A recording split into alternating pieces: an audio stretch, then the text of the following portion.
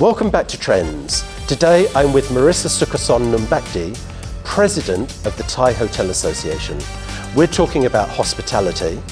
We're at the Montian Tip at Montian Hotel Surawong, Bangkok, and you are watching Trends.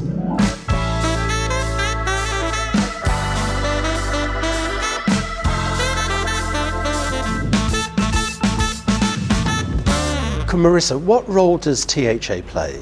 Well, Kun David, THA has been around more than I've been around, longer than I have. It's 60 years. Yes, so this year we celebrate our 60th anniversary. Congratulations. Yes, thank you. We have 1,000 plus hotels and 10 chapters across the country. Our biggest chapters are Bangkok and Phuket. Our critical role is to be the voice of the industry whenever there's a crisis or a change in government or a change in rules or regulations and laws. We would go in and propose or offer our ideas or kind of just represent the industry as a whole, whatever benefits hotels. That's what we try to do. The other role is to upgrade and make sure that our hotels, Thai hotels, are up to standard and can compete internationally. We also want to offer training and make sure the hotels are up to date on trends and issues facing the industry. We work with a lot of partners as well. We can't do everything on our own. We are not experts, we're the middleman. So whoever wants to reach out to hotels, they would come through THA.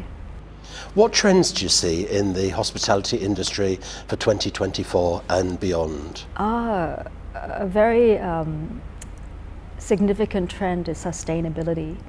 Many more travelers are interested in sustainability, want to travel responsibly. And since 3 years, I've seen this very recent development that more and more agents and tour operators are looking to book green hotels as well, especially in the MICE business. If you're a MICE booker, you always want to book a green hotel. And this year, actually, the Tourism Authority of Thailand launched their Sustainable Travel Acceleration Rating. I think that's what it's called. It's called STAR, which is a self-assessment program for every stakeholder in the industry, not just hotels, but tour operators, bus operators, tour guides. They have a standard criteria for how to be sustainable, and also they've launched the I think it's called CF Hotels, Carbon-Free Hotels Guidelines. So for the first time I see TAT being very active in promoting sustainability in the supply chain of travel in tourism in Thailand. And with the hotel performance this year, are we back on track and matching pre-COVID performance in terms of occupancy, ADR and RevPAR? Well, I'm sure you've read that hotels are performing exceedingly well over over 2019, right? And I unfortunately I think that's limited to 5-star or 4-star plus properties only. In the 4-star, 3-star segments, they are not performing as well, and that's because tourists since the beginning of the year are booking direct. They're FITs. They're more high end. They have a higher spending power, and they're choosing to stay in higher category hotels. So hotels in the lower categories or mid sector are not performing as well, and And tourism is concentrated in Bangkok and Phuket at the moment. We need tourists to spread out, into other regions. I think Chiang Mai will pick up once we have the visa-free program from the government, which starts on the 25th of September. We'll see more Chinese people traveling here. So I think Chiang Mai will definitely pick up. Chiang Mai and the north and northeast regions were slower to pick up. Do you think, looking at Bangkok, that the city is saturated with 4- and 5-star hotels, or is there still space for more? Oh, because we seem constantly, if you take COVID out of the equation, there's been a constant flow of new hotels opening. Yes, when are we going to reach, or have we reached saturation? I think we've passed saturation, but. Okay, if Thailand hopes to bring in 70 or 80 million tourists, as they say they can, Maybe we do need more hotels, but at the moment, for the next 5 years, we don't. We have a oversupply situation that's been lingering for more than 10 years, and which is why we cannot bring our average rate up, right? And if you can't bring your average rate up, you cannot increase your margins. How can you improve standard and service, right? So I think we're in that deadlock where I don't think we need any more hotels. But as you know, there are so many hotels being built in the 5-star category. So I think that in that category there will be a lot of competition in the years to come, and which may stagnate the average rate. But anyhow, since the beginning of this year, we've seen an improvement in average rate in the 4-star and 5-star categories. Therefore, higher margins. So that's a good thing. That is good. Yes. Mm-hmm. My final question is technology.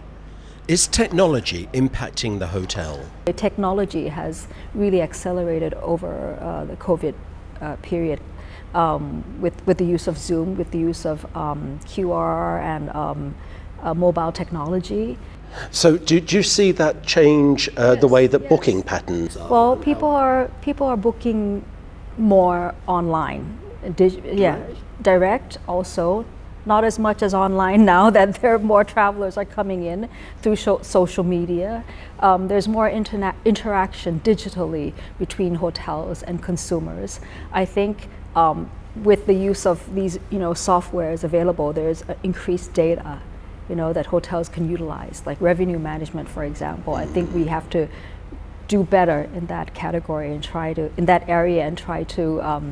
maximize revenue, use their data to help us forecast demand and set our rates, things like that. Which during COVID, what has happened is there is a big gap between international 5-star investor-owned hotels and the independents, the smaller properties.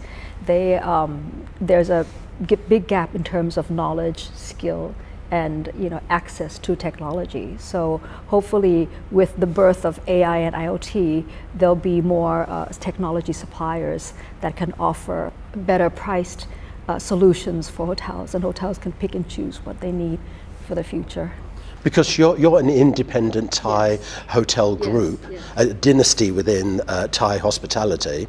Are you able to compete effectively against these monolithic chains? Yes, I believe we can. As you know, we have our hotel is the Siam on the river, the 6-star property. Incredible experience, and you're really setting standards with the Siam. So obviously we can with our hotel in Bangkok. We are doing very well competing, but that requires, to be able to be an independent property and compete, requires a lot of dedication and drive from the owners that are operating them, I think, which is and during COVID, investment. Yes, it's been and a roller access coaster. to funds, and the only thing we cannot compete in is distribution, right? If you are a Marriott or Sheraton, you have incredible distribution across the world and your loyalty programs, right? So that's the only thing I think in regards to standards. Know-how, guest experience. As long as we are dedicated, we have dedicated, good management, good team, we can compete. It's a testament with the Siam. It's outstanding what you're doing with the hotel. Absolutely amazing. Mm-hmm. Congratulations. And thank you for coming along today and meeting with us. Thank you also to the Montian Hotel for providing the venue. And for you watching this episode, if you'd like to follow more conversations, please like and subscribe.